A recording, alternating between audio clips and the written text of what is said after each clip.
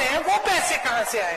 जो मोदी जी 2 हवाई जहाज अपने लिए विदेश में जाने के लिए खरीदते हैं, एक 8,000 करोड़ का, दूसरा 8,000 करोड़ का, 16,000 करोड़ के 2 हवाई जहाज सिर्फ अपने लिए खरीदते हैं, उसके लिए पैसे हैं। 20,000 करोड़ रुपए के आपके पास है खर्चने के लिए नए संसद को बनाने के लिए, जबकि पुराना संसद ठीक तरह से चल रहा है। उसका सुंदरीकरण करने के लिए आप 20,000 करोड़ रुपए खर्च करने के लिए तैयार हैं, लेकिन किसान की मांग, किसान का कर्ज माफ नहीं करेंगे।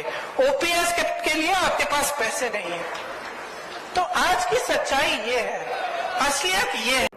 नमस्कार, उम्मीद है आप सब लोग स्वस्थ और सानंद होंगे। राजस्थान में जैसा आप सब लोगों को मालूम है चुनाव होने वाले हैं और वहाँ कांग्रेस ऑलरेडी पावर में है और इस कोशिश में है कि दोबारा उसकी सरकार बने। सरकार दोबारा कांग्रेस की बनती है या नहीं बनती है वो तो एक अलग बात है, लेकिन जिस तरीके से कांग्रेस के नेता वहाँ पर भाषण दे रहे हैं, चाहे वो वहाँ के मुख्यमंत्री अशोक गहलोत हों, चाहे उप मुख्यमंत्री सचिन पायलट हो या फिर प्रियंका गांधी हो, क्योंकि चुनाव प्रभारी आजकल वही है, ज़्यादातर स्टार प्रचारक है, ज़्यादातर वो जाती भी है। आज उनकी जनसभा झुंझुनू में थी और झुंझुनू में जिस कदर भीड़ उमड़ी उनकी जनसभा को देख करके, उसकी वीडियो आप लोग देख भी सकते हैं, मैं अभी दिखा भी दूंगा। किसी ऐसी पार्टी में जो ऑलरेडी शासन कर रही है और दोबारा जनादेश चाहती है, उसके नेता की जनसभा में इस कदर अगर भीड़ उमड़े तो इसका मतलब मायने होता है। वो चीज़ वहाँ दिखाई दी आज जो झुंझुनू में प्रियंका गांधी की रैली रही। और उस रैली में मैं पहले भी इस बात को कह चुका हूँ कि भाजपा में और कांग्रेस की रैली में कांग्रेस एक मूलभूत फ़र्क होता है कि भाजपा की रैली जो है वो हिंदू मुसलमान, लफाजी, पाकिस्तान, इन सब चीज़ों से शुरू होती है और कांग्रेस की बातें जो होती हैं वो मुद्दे की बातें करते हैं। वो जीते या हारे वो एक अलग बात है।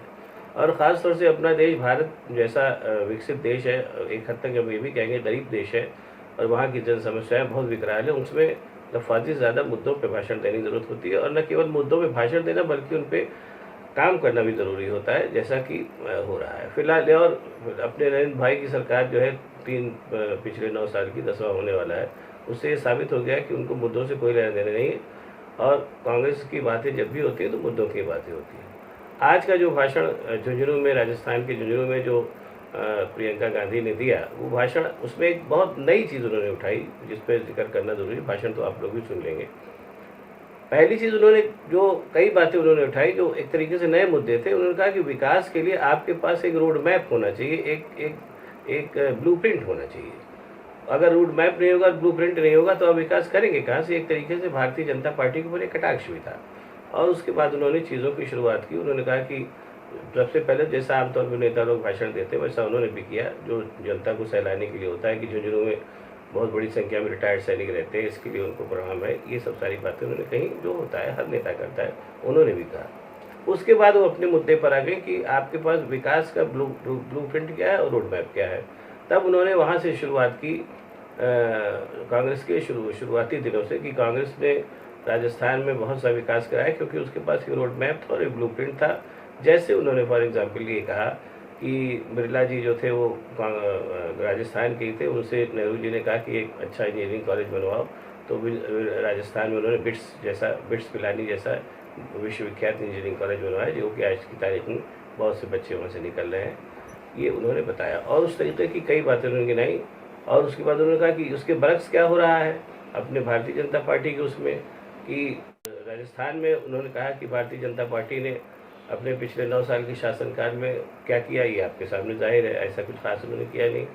उसके बाद उन्होंने फिर वही जाहिर सी बात है, कांग्रेस के नेता तो कांग्रेस की बात करेंगे। उसके बाद उन्होंने कहा कि जो रोड मैप और सोच में जो मूलभूत फ़र्क है वो ये है कि कांग्रेस की और भारतीय जनता पार्टी, जैसा प्रियंका गांधी ने कहा, वो ये है कि भारतीय जनता पार्टी के पास केवल 2 सीट हैं, एक क्या नाम है आपके अडानी जी हैं और एक अंबानी जी हैं, और सारी की सारी संपत्ति देश की सारी की सारी उन्हीं के नाम वो करते जा रहे हैं।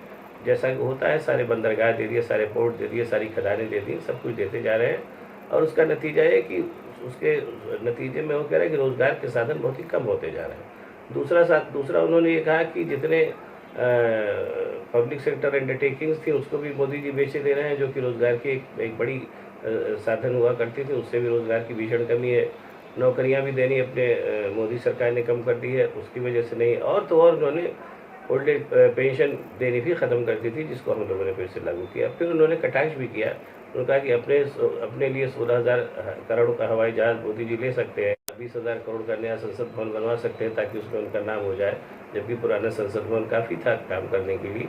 इसके सबके लिए उनके पास पैसा है, लेकिन यह है कि किसानों की ऋण माफ़ी के लिए उनके पास पैसा नहीं है, नए रोजगार सृजन के लिए उनके पास पैसा नहीं है। सेना तक के साथ उन्होंने खिलवाड़ कर दिया, अग्निवीर जैसी योजना बना दी जिसमें बच्चे 4 साल के बाद आके घर पे बैठ जाएंगे और उनको पुरानी सेना का कोई भी फायदा नहीं मिलेगा, जैसा ये सब सारी बातें उन्होंने कही। प्रियंका गांधी ने कहा कि इसके पीछे कंसेप्ट ये है कि उनके पास कोई रोड मैप है ही नहीं, ब्लूप्रिंट है ही नहीं, उनके पास कुल एक ब्लूप्रिंट है कि कैसे हमारी सत्ता बनी रहे और हमको फायदा मिलता रहे। जैसे उन्होंने कहा कि ओल्ड पेंशन स्कीम के लिए जो उन्होंने कहा कि हमने राजस्थान में लागू कर दिए और हमने राजस्थान में 500 में सिलेंडर भी दिया, जो चाहते तो मोदी जी भी दे सकते थे। ये बातें उन्होंने कही। सबसे बड़ी बात जो भाषण की सबसे खास बात रही कि उन्होंने मर्म पर प्रहार किया। जैसे मर्म पर है कि उन्होंने कहा कि रोजगार की आजकल भीषण कमी है और उसका कारण जो है वो कुल मिलाकर के मोदी सरकार है। वो जिस तरीके से वो PSUs बंद करती जा रही है, बेचती जा रही है और सारे संसाधन अपने उद्योगपति साथी को देती जा रही है, जिनके पास नौकरियां देने के लिए नई इच्छा शक्ति और नई अवसर है, उसके चलते जो नए लड़के लड़कियां पढ़ के निकल रहे हैं वो कहाँ जाएंगे, नौकरी चाकरी है नहीं। ये सारी बातें सब प्रियंका गांधी ने कही, जो कि अपने आप में लोगों को दिल को छूने वाली रही होंगी। और साथ ही साथ ये भी इस बात को उन्होंने कन्विंस कर दिया लोगों को कि सरकार को अपने मज़े के लिए और अपने चीज़ों के लिए तो उसके पास बहुत पैसा है, लेकिन कॉमन मैन के लिए उसके पास पैसा नहीं है। और ये इसलिए अगर आप उनका प्रकट इशारा इस बात की तरफ था कि अगर आप भारतीय जनता पार्टी की सरकार को फिर ले आएंगे यहाँ राजस्थान में, तो जो कुछ हमने किया धरा है अपने पिछले 5 साल में वो सब मट्टी हो जाएगा। जैसे हम 500 रुपये में सिलेंडर दे रहे हैं, ओल्ड पेंशन स्कीम हमने फिर से लागू कर दी है जो इन लोगों ने ख़त्म कर दी थी। ये उनका इशारा था जो निश्चित रूप से मुझे लगता है कि लोगों को अपील करेगा। और प्रियंका गांधी के आने के पहले अशोक गहलोत साहब ने अपनी सारी जो उनकी उपलब्धियां थी वो गिनाया। जैसे उन्होंने कहा कि हमने फसल बीमा कराया, हमने किसानों का जो एक मोटी चीज़ होती है जानवर, उनके लिए बीमा कराया 40,000 रुपये तक का। और सचिन पायलट ने भी यही बेसिक बात कही जो उन्होंने कही, प्रियंका गांधी ने अपने भाषण की शुरुआत उन्होंने ऐसे की कि जब भारतीय जनता पार्टी के पास कोई विजन और कोई ब्लूप्रिंट है ही नहीं सिवाय इसकी कैसे हमारी सरकार बनी रहे और कैसे हमारा काम चलता रहे, तो जाहिर सी बात है कि अगर राजस्थान में वो दोबारा उनकी सरकार आ जाती है भारतीय जनता पार्टी की, तो आप इसके लिए तैयार नहीं कि जो कुछ हमने बनाया सब मटिया मेट हो जाएगा। और सबसे बड़ी बात यह है कि जैसा मैंने पहले भी कहा था, फिर कह रहा हूँ कि जिस बड़ी तादाद में जनता उसको प्रियंका गांधी को सुनने के लिए आई झुंझुनू में, वो इस बात से कम 2 बातें तो जाहिर है। मैं फिर कह रहा हूँ चुनाव परिणाम क्या हूँ क्या नहीं हो तो अभी नहीं कहा जा सकता है, लेकिन है कि जो पार्टी सत्ता में है और दोबारा आने के लिए उसकी मंशा है या मांग कर रही है, उस पार्टी के जनसभा में इस कदर हुजूम आवे और हुजूम लगातार जयभेद का नारा लगावे, तो इसका मतलब ये कन्फर्म है कि कांग्रेस ने अपने पिछले 5 सालों में वहाँ कुछ न कुछ काम तो किया ही है। और साथ ही साथ जैसा प्रियंका गांधी वादा कर गई कि वो आगे और भी राजस्थान की जनता के कल्याण के लिए काम करेंगी, कुछ तो उन्होंने कर भी दिए हैं। और उसके बाद फिर इसलिए अगर जनता दोबारा मौका देगी, जैसे कि राजस्थान में परंपरा रही कि एक बार कांग्रेस दोबारा भाजपा, उससे परे हट करके कांग्रेस को दोबारा मौका मिलेगा, तो इसमें कोई शक नहीं कि कांग्रेस पार्टी जो है वो राजस्थान की जनता के लिए और भी अच्छे काम करेगी, जिससे आम जनता का भला होगा, न कि कुछ पूंजीपतियों और न कुछ खास लोगों का। तो मेरी आपसे गुजारिश है कि ये जो प्रियंका गांधी का भाषण है इसको आप ज़रूर सुने, क्योंकि वो, मैं फिर कह रहा हूँ कि वो जीते या न जीते वो एक अलग बात है, लेकिन कैसे मुद्दे आधारित भाषण कैसे दिए जाने चाहिए इसको सुनने के लिए आप लोग प्रियंका गांधी का झुंझुनू का भाषण ज़रूर सुने और उससे खुद ही आप तुलना कर लें कि भारतीय जनता पार्टी के लफादी वाले भाषण जिसमें हिंदू मुसलमान छोड़ कुछ नहीं होता और एक मुद्दे जनता को भला जाने वाले मुद्दा आधारित भाषण जैसा प्रियंका गांधी ने दिया, उसके बीच में तुलना करने के लिए अब आप आज का भाषण ज़रूर सुने। अब आपको अगर ये मेरा वीडियो पसंद आया तो इसको शेयर करिए, लाइक करिए, साथ ही साथ मेरे चैनल को सब्सक्राइब करिए ताकि और भी ऐसी बातें बताता रह सकूँ। बहुत बहुत धन्यवाद, नमस्कार।